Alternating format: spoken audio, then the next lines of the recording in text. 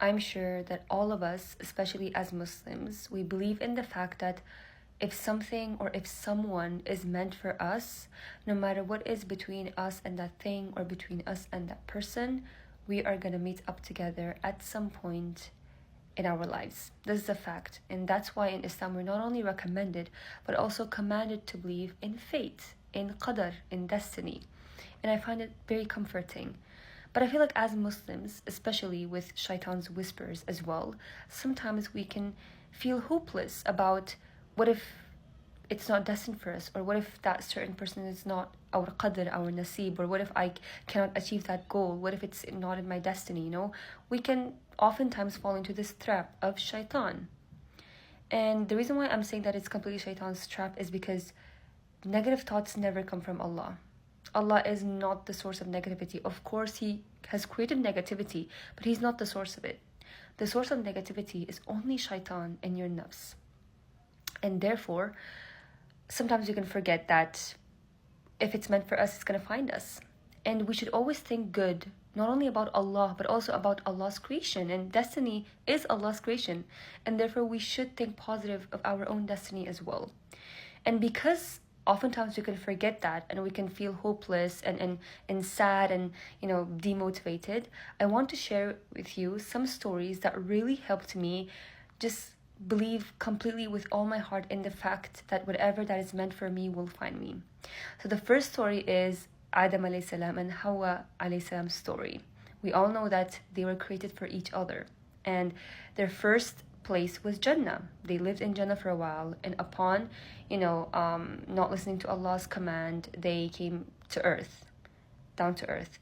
And when they came down to earth, you guys, we all know that they were not at the same place. Adam alayhi salam was completely in a different place, and Hawa alayhi salam was like on the other side of the world. But what happened?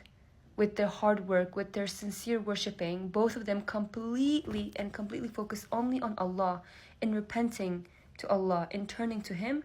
And what happened? Allah, with His infinite mercy, forgave them. And then not only He forgave them, but He also brought them back together. Now, He could have created someone else for Adam alayhi salam and someone else for Hawa alayhi salam, but He didn't. He brought both of them back together because they were meant to be together. They were created for each other. And another story which I personally love, it's one of my favorite love stories, is Sulaiman alayhi salam and Bilqis alayhi salam's love story. Again, both of them are from different continents, from different country, from different background, and from different religion. What happens is Allah, subhanallah, just so both of them can meet each other and fall for each other, Allah breaks all the odds. He makes miracles come true just so Sulaiman alayhi salam and Bilqis alayhi salam can meet each other. What happens, we all know, right? Hudhud, Sulaiman alayhi salam's bird, one day he just flies and he gets lost for a long time, and Sulaiman alayhi salam gets curious, where's Hudhud? Where has he gone? I'm commanding Hudhud to come back. And then Hudhud comes back and he says, oh Sulaiman, I have not been around here for a while because I visited this place called Saba, and there is this queen and then this tribe, they don't believe in Allah, but they believe in, I think, in sun or something, and I found them lost, so we should guide them. And then Sulaiman salam sends a letter through Hudhud to Saba, to the queen of Saba actually, which is Bilqis alayhi salam. And in the envelope, in the letter, it says, Bismillah ar-Rahman ar-Rahim, I command you to come near me and to worship one God, which is Allah. And then when Bilqis alayhi salam reads this envelope, this letter from Sulaiman alayhi salam, she gets very surprised of the fact that how he is very brave, because he's writing a letter to a queen, right? He's completely straightforward, Bismillah ar-Rahman ar-Rahim, come to me and then believe in my God, believe in one God, because what you're believing in, it's not real, you're on the wrong way.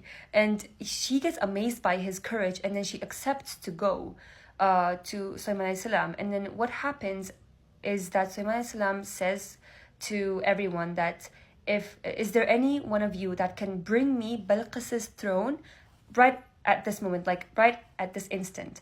And among the jinn, one jinn goes sure, I can do it with your one click. And then a human who has mastered up in Islamic knowledge, he says, I can bring her throne in your blink of an eye. If I'm wrong, please fix me, guys. But overall, this is how the story is. And then Sulaiman says, okay, do it. And then when he blinks, in like one time, like he blinks, the throne is already there, the throne of Balqis. And then he says, we should decorate this throne and we should completely change it. And let's see if Balqis will notice that if it's her throne or not.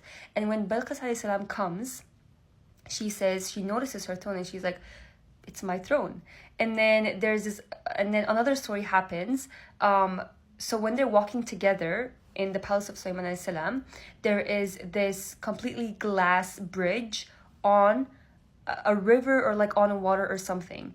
And it is like the glass bridge is so clear that when they are both about to walk on the bridge, Balqis alayhi salam thinks that it's water, like it's not bridge, because the glass is so clear. She lifts up her I believe her dress, and then that's where like Sulaiman alayhi salam kind of like laughs, he giggles, and then he goes like, oh, it's bridge, it's not water, you can walk on it, no need to like put your dress up, because you know, like she thought it was the water.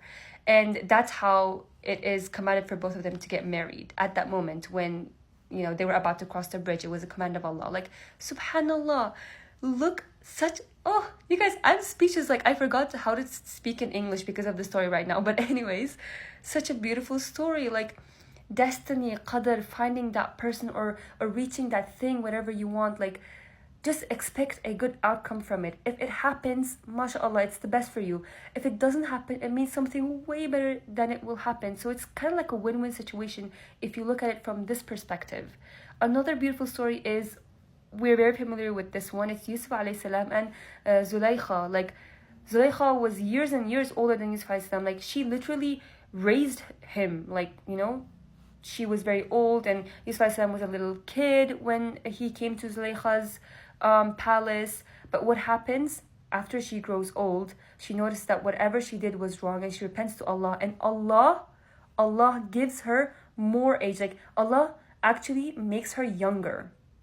I hope I said that right again. Like, Allah makes Zulaykha younger so that she can marry with Yusuf alayhi salam. Like, if Allah wants, you guys, there's no like how can I say, there's no a legal way, there's no like science or anything, because Allah wants it, it's gonna happen. Whatever obstacle that is between you and that thing, or between you and that person, forget about that obstacle.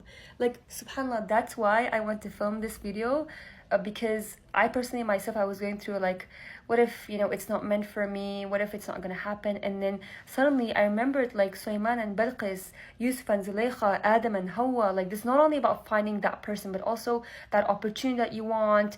Maybe you want to go to university, maybe you want to travel around the world. Like, inshallah, I really pray that it happens for you if it's good for you.